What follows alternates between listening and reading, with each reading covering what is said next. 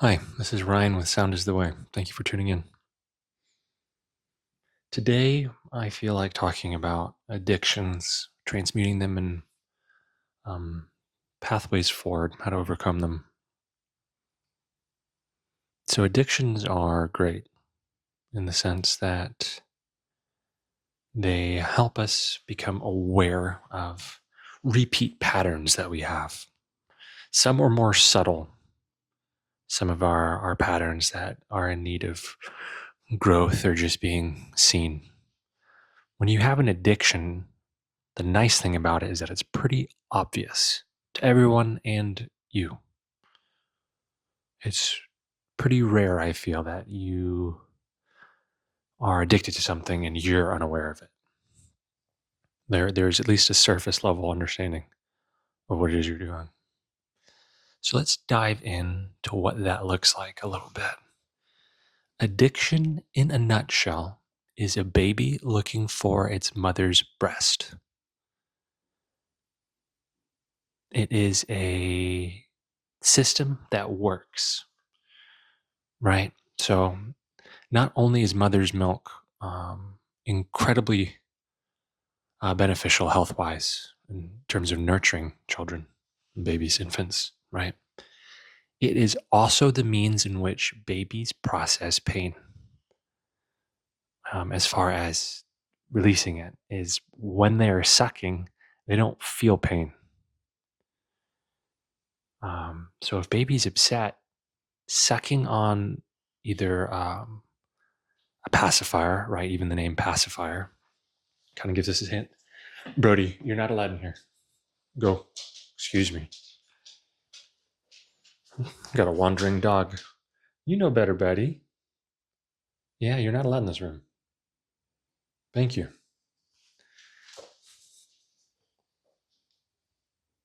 Brody, stay. The pacifier.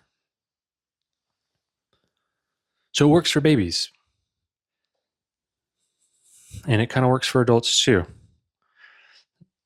Our addiction is a negative feedback loop. That is, there is a stimulus and a response. And what this will look like is there is something that upsets me or I find to be painful. This could be somebody talking to me a certain way, a tone of voice. This could be an upsetting circumstance, somebody cutting you off in traffic, somebody pushing past you in the hallway. This could be genuinely painful things or things that remind you of those. Um, Deaths in the family that you haven't processed, bullies, traumas, things of this nature.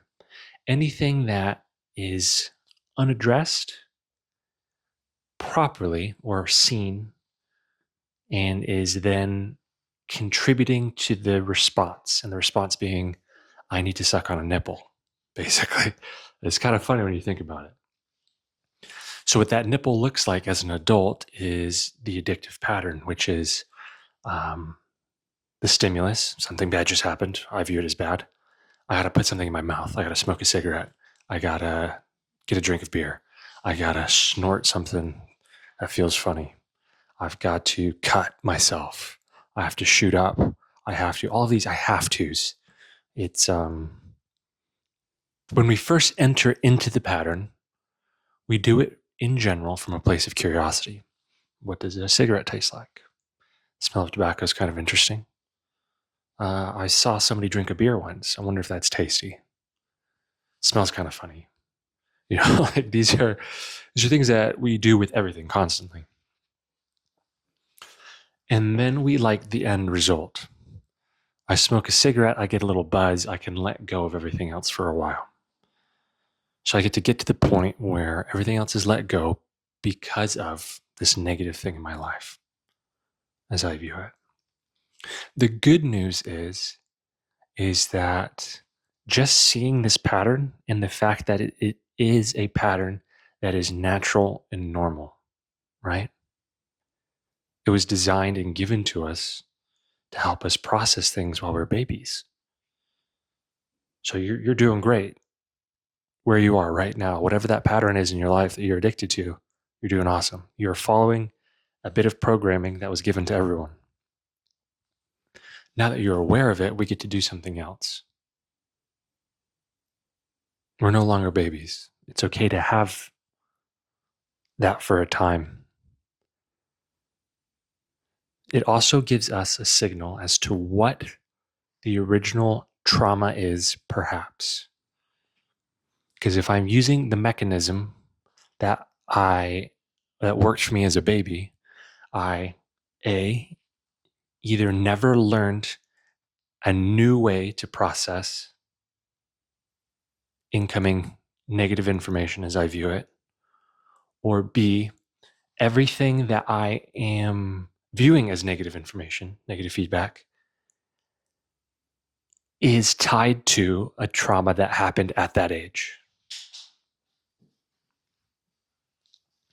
And in those look like, in general, two types. And these are things of commission and omission.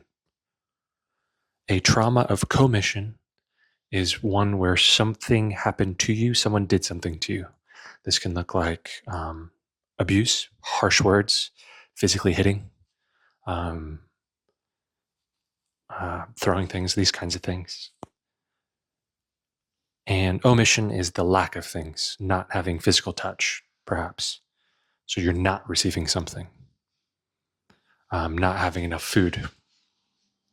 Perhaps you had not even a mean parent, but one that was malnourished themselves.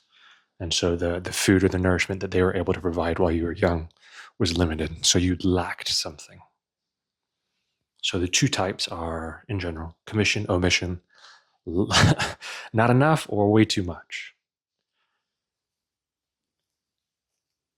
So the next time that we find ourselves in the pattern of our addiction, seeking the nipple, so to speak, all we need to do to heal from it is to prolong the transaction. That is, from the time that I say, ooh, I need a cigarette because something triggered it, right? To the point where I'm smoking the cigarette is where we're going to win this engagement over time. And we do this by adding a step. We can spend the rest of forever viewing things as evil, wrong, negative, or bad.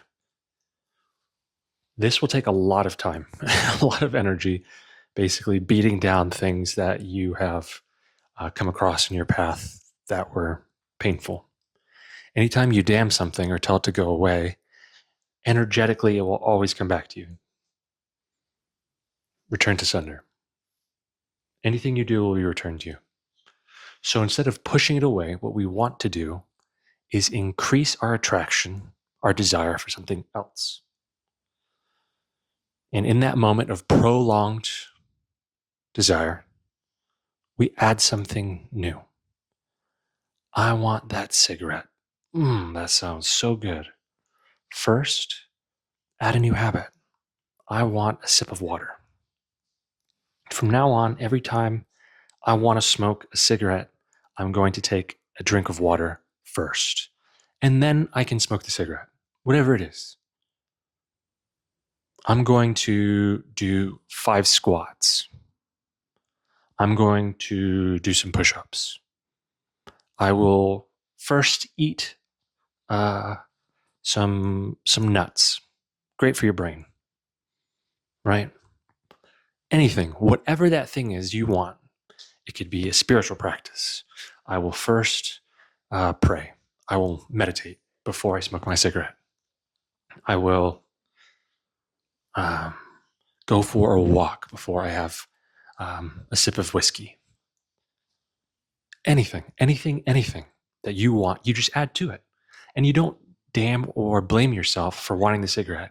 You still see it, you acknowledge it, okay? And then you add to it. And by the time you're done with the walk, with your squats, with your meditation, with your push-ups,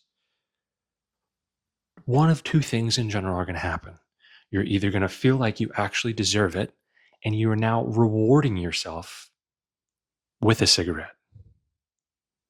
instead of using it as a reaction to pain in your life. So we're switching it from a stick to a carrot.